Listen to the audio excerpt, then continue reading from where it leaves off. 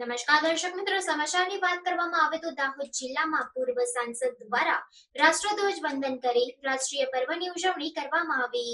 1947ની 15મી ઓગસ્ટનો દિવસ ભારતના ઇતિહાસમાં સુવર્ણ અક્ષરે લખાયેલો છે।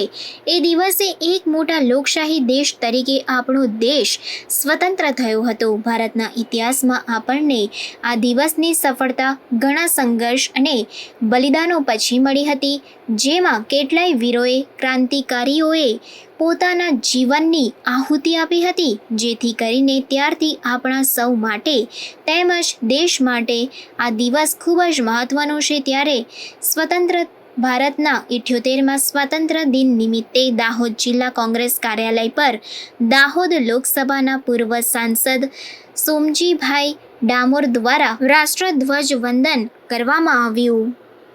કઈ વર્ષોની કોંગ્રેસની લડત પછી 1947 15મી ઓગસ્ટે આપણે આઝાદ થયા। કેટલાક કોંગ્રેસીઓ દેશ માટે બલિદાન આપી ચૂક્યા છે, એને આપણે બધા જાણીએ।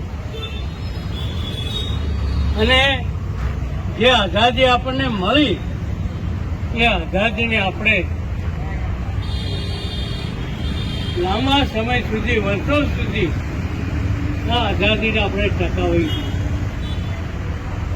આજે દેશ આઝાદ થયો પછી ગણતંત્ર દેશ બન્યો અને આજ સુધી કેટલા ફેરફારો છે। આજે દેશ ઉભો છે એના મૂળમાં, પાયામાં કોંગ્રેસનું જબરજસ્ત કામ છે। ઇન્દિરા ગાંધીજી આ દેશના વડા હતા, પ્રધાનમંત્રી હતા। આ દેશ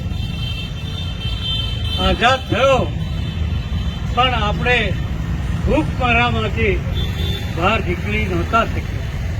ઇન્દિરા ગાંધીએ દેશમાં એટલું અનાજ પકવે કે બહાર પણ મોકલી શકે એટલા અનાજ માટેની એને જે સુવિધા 20 સૂત્રીય કાર્યક્રમ આપ્યો ઇન્દિરાજી, અને આજે દેશ કેટલું બધું ઉત્પાદન અનાજનું કરે છે, દેશ વિદેશમાં આપણે આપીએ છીએ। મોદી આપણા દેશના વડાપ્રધાન છે,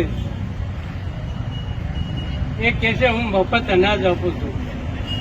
ઇન્દિરા ગાંધીની દેન છે કે મોદી જવાને પણ લોકોને ભિખારી બનાવી દીધા। 82 કરોડ લોકોને મફત અનાજ આપે છે, એટલે ભિખારી બનાવી રાખે છે, આળસુ બનાવી।